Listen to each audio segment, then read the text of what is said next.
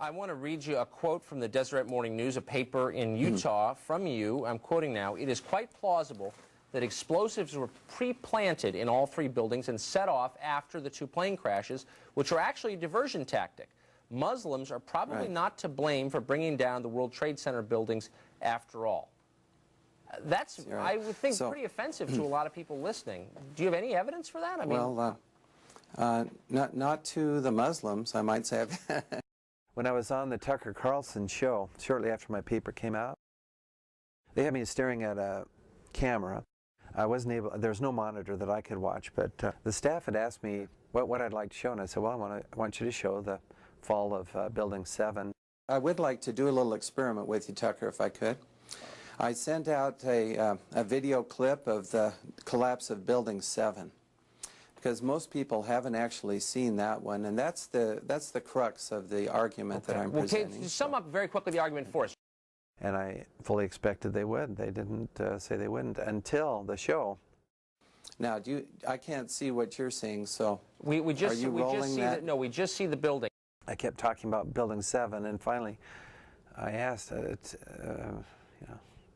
Mr. Carlson, are you going to show the collapse of Building 7? He said no. But I'm not going to let you off the hook. I really want to do this experiment with you to look at the collapse of Building 7. We don't have a lot of time for experiments, Professor, but if you could just give us one thing to hold on to. How you make these claims or appear to make these claims. Do you have any evidence that there were bombs in the building? Sure. Let's start with the collapse of Building 7. Can you roll the video clip that I sent to you? Okay, I'm not sure if we can, but to specify. Maybe there's some kind of code. You just don't show the collapse of Building 7. I don't know what it is.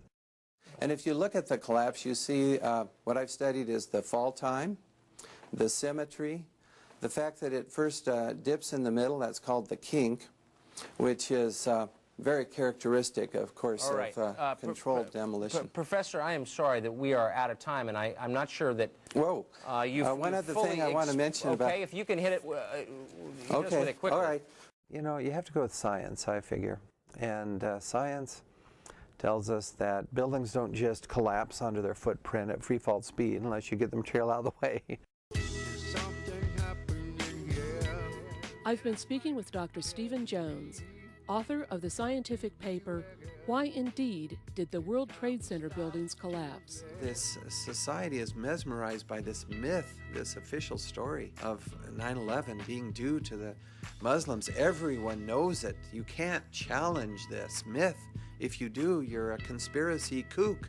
Well, I'm sorry. Good science cuts through all that nonsense. It doesn't care. When I analyze these samples of previously molten metal, it doesn't care whether I'm conservative or liberal, Republican, Democrat, Green. It doesn't care. It's just an experiment that's done its objective. To have people just say, I don't want to see the data. I don't want you to challenge the official story, which everyone knows, you know. That is just so contrary to science, to logic, to reason, to humanity.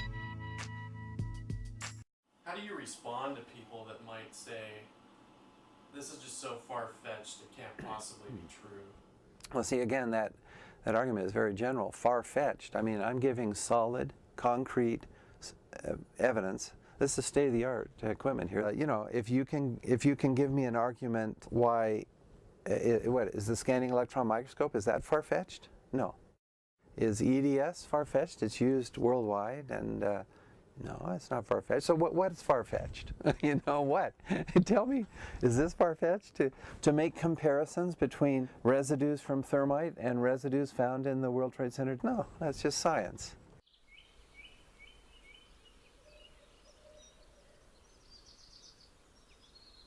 The goal tonight I have in mind is to preserve constitutional law in the United States. Now, I love America, and I love the Constitution. I maintain that we are engaged in a struggle for liberty and truth right now.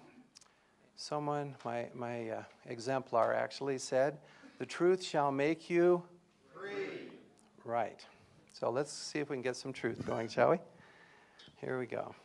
Look at the size of these columns. Huge, interconnected. I had an email from a mechanical engineer who read my paper and agrees with me and sent me this photo of a stove. Anyway, when we burn, organic materials, we don't expect the stove to collapse. You know, it can stand. All right. Now, and she got a laugh too. And I thought she's made a good point there. And then she says, so far, I've not been called the dean's office or chair's office for covering this material. I cannot make that same statement. Okay, more. However, they were kind. They said I could go ahead with the investigation and please give academic seminars and write papers. And that's what we're doing tonight. It's okay. See, it's not that BYU is trying to shut me up, okay? I get that. That's not the case.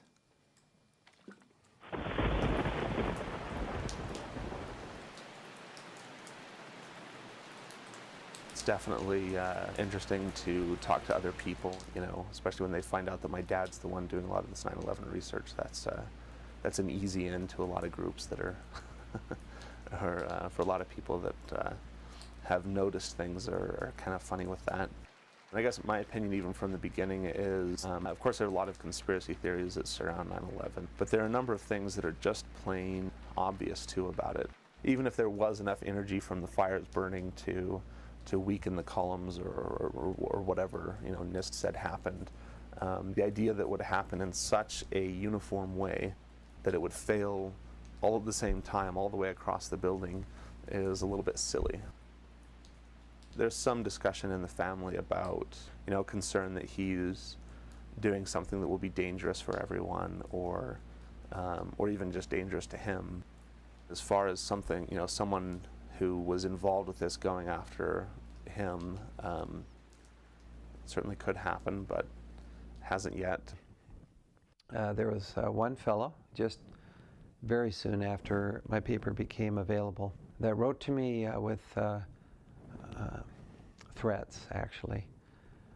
And he said that what's at stake here is more important than any one man's career.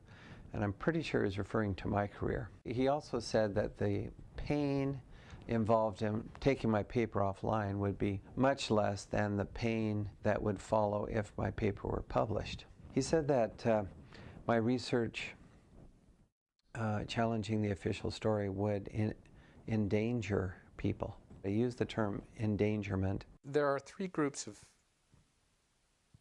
people that can do great harm. Those that are intentional adversaries, people that want to destroy our country. There are groups that intentionally aid adversaries, which would be considered traitors.